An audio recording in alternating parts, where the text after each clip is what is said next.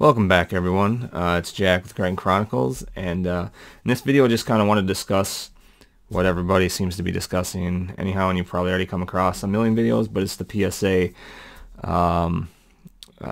card grading price increases, and I was just kind of curious what people thought of it, and maybe to discuss mostly about if it's worthwhile to continually grade, especially bulk. Because in my last video, my first video in like ages, I sent in my first PSA submission of Pokemon cards, and I have different sets here, and my plan was to go through my whole collection. But I was starting with, so my collection consists of currently three because of this sub collection. So there's my main collection where I bought back in the day when they were first released. So I have my own personal collection I started with. These two piles came, and the submission I sent out the first editions of this collection that came. I only bought Magic collections, Magic the Gathering, and these Pokemon cards came in one of those, so I considered it just no cost because I think it was just kind of added into it. Apparently they're just like, whatever, here, have this, I guess, because that's not what I was looking for, nor did I know I was getting them. So in my opinion, they were free in a way. And then this pack stack here is all first editions that came into from a collection that I was just fortunate to come across, was grateful for. It cost nothing, it was free. This is just the first editions. There's a lot in here. I mean, we got a few promos, I guess, but in general, there's still more of this collection. This is about 180 cards, 185-ish, but there was hundreds more that weren't like first edition. They were like Team Rocket, Gym Challenge, all that stuff that were basically like unlimited. This is about, I want to say 85 total in these two stacks, and they are basically the unlimited. Like, I sent out the first editions in that last bulk video, but now with the price increases, bulk has gone from $10 a card to $20, and I don't know. I think I want to keep doing PSA because my plan was to go through my whole collection and just do my own stuff. And it's more for most of it's just for personal collection, just for my own. And I feel like I might be getting the biggest shaft maybe because I'm not like focused on hyper like flipping right away and trying to get, send it out at a high rate for grading, get it back in 2 or 3 months to try to flip right away and stuff. If I have multiples, yeah, and that's part of the reason why I was doing this. These are all non-foil right here, unlimited, but I have some duplicates, but they're non-foil, and they're unlimited, so they're not really gonna fetch, I don't think, any kind of like super premium price unless you get maybe a PSA 10, but guaranteed. Snorlax. These are not going to be 10 candidates. I don't even know if I have any 9s in here. But again, these were not my own personal collection, which I put in the sleeves pretty much right away. This was just part of another collection of Magic the Gathering got that someone threw in apparently. So while I consider them free and it's worthwhile grading, I just don't know if at the rate, if that's actually the case, because $20 a card, I sent in 50 cards. I could do, and that was like 500, 550-ish with, insurance and shipping. But after that, now with the price hike, it's going to cost, for 25, obviously like half. I can send in 25 cards for 500, and my thought was I was going to send in these unlimited and the other first editions, maybe sell off those that were lower grade, whatever. I don't, because the grades aren't going to come back great. I might be lucky if I get some 6s or 7s in some of them maybe, but it was the fact that I could maybe flip some of those to help, pay for sending in other chunks and then eventually get into my main collection of what I collected back in the day. And I don't know if people are trying to, like, they're saying that like bulk might not be the best route now through PSA. I don't know. I guess I've seen videos. I hadn't even heard of SCG or HGA or whatever. And yeah, I don't know. I have an issue of I don't want, if I have a collection, I'm wanting them to be, I'm probably not going to be like, I don't know if it'd be OCD, but just picky where I want all of like all 9s or all 10s. I mean, I'd want to try to get 10s, but if I have 10s or 9s or 8s or 7s, I'm kind of, it's whatever, and then I can upgrade them accordingly, you know. And here I do, I guess, yeah. So then I got the foils. So, but like from here on out, I think it's mostly foils of mostly unlimited. This is base set 2 and 1 rocket, Team Rocket Unlimited, and then we got the fossil. And so, you know, but a lot of these I don't have. I mean, I have some Wigglytuffs, but I don't have a lot of these as extras. At this point, I do have them in my own personal collections, but a lot of those are first edition.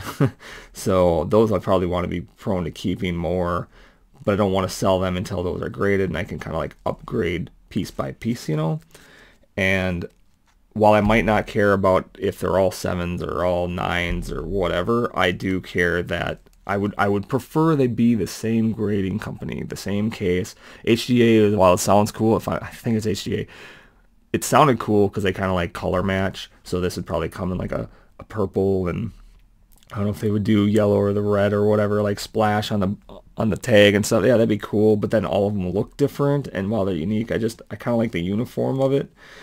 And so, yeah, I would just really prefer to keep them all as much as possible in the same grading company, like just in the same kind of case. And so my question is, if you happen to come across this video, I know I don't have a high subscriber base, but if you happen to cross this, and I know you probably watched a ton of videos if you're even into this, but it would be nice to know what your thoughts are on if you think that PSA will be worthwhile doing just the bulkish. And I guess with this collection is like, I don't know what the pricing is for these, depending on different rates for the foils, even unlimited. Now that the good thing is they raised the rate of declared value from in bulk to 500 rather than 200. So that helped a lot, because in the last video even I was explaining, like, I just put everything to 199, which was the cap, because I didn't know what the hell I was doing. And when I went through it again, it came out to maybe like $4 price difference, maybe, I think. I can't quite remember. So I was just like, well, I'll just screw it. I'll just keep it the way I had it. And yeah, I got these Venusaurs. I really like those, but I don't know. Yeah, I don't know. Some of these might come back pretty decent. But I don't know if I should. The foils are, I feel like, a no-brainer still, because those probably won't be bulk. And so, unfortunately, then I'll have to be paying whatever higher rates they've got. But, yeah, I don't know if it's worthwhile to do, like, commons or uncommons or even key figure. I mean, I assume Pikachu, Squirtle, and stuff will be, even in non-foil, you know, obviously because they're non-foil and such. But I think they're just so popular. Eevee, I think, was in here, right? I think I passed them up. But, yeah, I have some Eevees and stuff like that. So them, yeah, those make sense to go through the process and grade, I feel. But like even Squirtle or others that are, you know, first edition, because I have first edition here, so I'll get to those, but I'll just go through here a little bit. Got my Blastoise, there's the Squirtle. You know, like, I would feel like these are still worthwhile even in unlimited, but I don't know, at 20 a pop. And the question is, are they just across the board going to raise in price, in value, due to just shifting of the prices for getting cards graded? I don't know. Like, so yeah, this might have gotten in a PSA 9 like $40 or something. Now will it fetch 50 or 60 to kind of make up that price difference just naturally over the course of time, or no? Because if not, then it's kind of whatever. Like, I don't mind getting, if I was better at grading, I could be like, okay, this one looks like it's definitely a 9 or 10, and I'll send this in and get that rather than a bunch of them, you know. And if it was just, you know, because I'm just doing it for my personal collection for the most part, but also like it preserves the cards too. So whatever condition it is now, well, it's just, at least it'll protect that integrity of the card. So, and that's one I really like, the not the unlimited, but the shadowless Blastoise, that it is a little nicked up. So I don't know, probably only get like a 6. I don't know, because part of that other submission I sent in was more like just trying to get a feel for what their grading service is and for what things will grade and just kind of like get an understanding so then I myself can better grade, like pre-grade before sending. But I'm not as picky as some people, but with the costs going up and up, I might become so. So the other thing was like the foils I was probably going to try to do last, because I don't know how many of those I can send just bulk. And for the most part, like regular now is $100, and so that might be what I have to go. So I'd rather get some kind of turnaround for some of this other stuff, or the first submission I sent in, to pay for some of those foils, and then eventually to my like first edition stuff, because I don't know, I'm kind of nervous about doing those because they're a lot of first edition. I have the foils actually and stuff, nothing crazy, but so, and my question is like, so these like unlimited cards, you know, are these worthwhile sending in? Most of these, like I don't know if I explained, but most of these that I have are basically the rares or key figures. So, and I know like Electrode's probably not really popular or whatever, but it was a rare, and rare doesn't really necessarily mean worthwhile like Electabuzz. But I don't know, that's just kind of how I am, I guess. I don't have any common, uncommon, unlimited being sent in unless they're like key figures like Pikachu and stuff. But so it's either do I send in this unlimited stuff, or do I go with the other collection I just happened across a couple of weeks ago, where we have like a few promos, but then it's like a ton of, you know, there was a lot of first editions in there, and like I feel like first edition is still like worthwhile submitting and getting graded, even if they're not like, I doubt this is like a popular card. I don't know how many people like Sandslash, so, you know, but I'm like, but it's first edition, so I still feel like in the WotC era, they're over like 20 plus years old, that I don't know, getting them graded is not a bad idea, because they should be retaining value, and they will over time, I would imagine, potentially go up, and just getting them graded protects the integrity of the card overall. Like, yeah, but at the same time, it's like, how picky and choosy should I be in terms of like what I send? So I don't know. So my debate is like, my next submission is, do I go and just go with the unlimited and try to get some of those out, even though they're not really key figures, they're just more rares, or do I just opt here to more of the hop over to this and do the first edition and go from there? Because here in these, kind of like, I guess in my first submission I do have some duplicates, because there was quite a bit in this collection, and whatever I get, I mean, the cost is only going to be the submission costs, because this was like a part of a free collection, and so it's more, yeah, I don't know, it might be more enticing to send this just because they are first edition, and then go to the others, and like these, because I think these would be worth a decent amount, like, and I got duplicates, so if one's a little lower grade, maybe I can sell it to try to recoup costs. I don't know. So what do you all think? Do you think it's worthwhile doing bulk? CGC, I really like their case. Their label annoys the heck out of me, because more so for the fact that I don't mind the blue. Some people don't like the blue, but I like the blue, plus I might do my comics. I mean, I want to do my Magic cards. I got like, over here I've got some of the Marvel, because the Marvel trading cards were supposedly going off and whatever, but these are not in really good condition. These did not hold up. They were not sleeved. They were just boxed, and I think they got shifted around over the years of moving and stuff like that. But, you know, but CGC graded cards would look cool with comics because the labels would match generally and everything, but with with the, I haven't even paid attention to the comic grades, but with the grades of, say, the cards like Pokemon and such, they don't center the grade rating in the box that it's in, and it drives me freaking nuts. Because they literally grade cards and judge them on centering being one of the 4 main categories, and I feel like putting a number in a box should be one of the easiest things to center. And I don't know, it drives me nuts. Like, and I think they do it on purpose, maybe, I don't know, but either way, I'm not a fan. And I know that's pretty, like, picky, but it annoys me. I know there's been people doing videos even recently about people just popping them open, the cases as well. I don't know if they've been able to seal them, so where people could, like, fandangle and, like, you know, scam people by putting in lesser graded cards in a high grade label case of CGC, but it's a thing. So I don't know. What do you guys think?